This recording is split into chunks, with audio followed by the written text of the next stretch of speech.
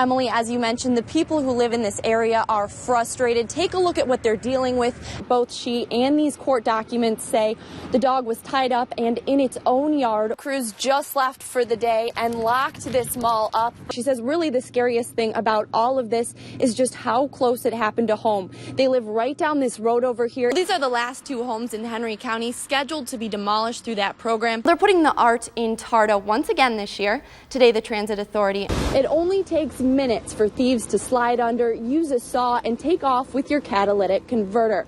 Our four-legged friends today received some 4-star treatment. The group Pet Bowl Project. That's right, Jerry, it did. There's one serious injury from this crash. That's the driver of the car, police say, hit the school bus.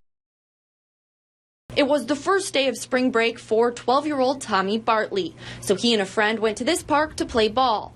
But what happened next still has his mother on edge. They pushed him off his scooter, took his phone and ran with it. But his knee was bloody, his elbow was bloody. I couldn't really tell his ribs were bruised yet, but they ended up bruising his ribs. Robbed in broad daylight. The guy got away with Tommy's iPhone, but his mom says that can be replaced. She says these scratches and bruises will heal. What really frustrates her the most is that something like this could even happen in the first place. To me, it's not a thing of just boys growing up. This shouldn't happen. I mean, it's not like they were fighting. They were down there playing, and they still wanted to be a little boy and go out and play, but we'll definitely be more cautious now as to where he plays. Toledo police described the suspect as a white man with red hair and tattoos on his arms. The family believes he may be a high school student. Anyone with information can call Crime Stopper at 419-255-1111. Reporting tonight, I'm Megan Sanctorum. It can happen anywhere. They come home, a door's kicked in, a window's kicked in. And recently it happened here on Warrington. According to police logs, someone broke out a window and took electronics yesterday afternoon. But neighbors say this is not the first time thieves have hit their area, and now they're working together to put an end to it. I'm spreading the word from block to block to block, even though I know there's Block Watch and there's iCitizen. You have to watch out for each other. She's asking her neighbors to keep an extra eye out the window and asking them to talk to each other in hopes of learning their schedules, who should and who shouldn't be there. Toledo police say this is one of the best things they can do. If the community can help us out by giving us some eyes and ears out on the street, that makes our job a lot easier. And residents say that's not all they're doing either. There's a business around me that has video surveillance, and I do have neighbors that have video surveillance, and we share that also. She's hoping that by keeping everyone on her block aware and alert, they can help police catch these people in the act. If we can catch a burglar, that makes our day. So if you feel that there's something suspicious going on in your neighborhood, give us a call. This is State Route 66. It runs through downtown Archbold and is used by a lot of people, truckers specifically, to get from US 6 to the Turnpike. We need a better place for them to move, because I know sometimes they have to cut real sharp.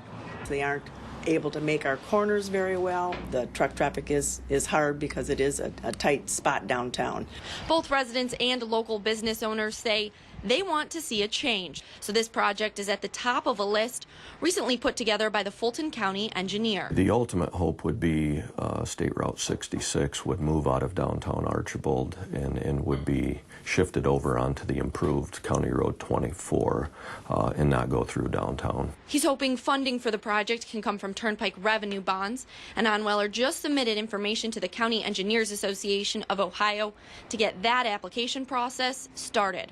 Reporting in Fulton County, I'm Megan Sanctorum. For 3 years, Tanya Zuvers has held on to hope that one day her young boys, Andrew, Alexander, and Tanner Skelton, will come home. It's just become a common word in our vocabulary. You know, I have that hope that they're coming home soon. Tonight, that hope is burning a little brighter as case files are turned over to Michigan State Police for them to take the lead in this investigation. I'm encouraged and hopeful that new eyes looking at the information will provide answers.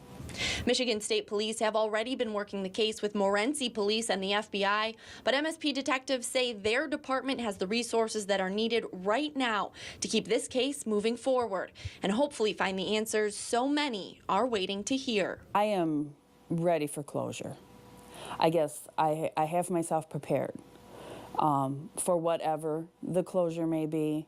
The boys were last seen in 2010 with their father, John Skelton. Skelton claims he gave the boys to someone else but hasn't said who or why. He's now serving time for unlawful imprisonment. Police are investigating the case as a homicide, but Zuver says that hasn't stopped her from clinging to the hope her boys are coming home. I know that's what I want to happen more than anything in the world, so I focus on that. In Morenci, I'm Megan Sanctorum.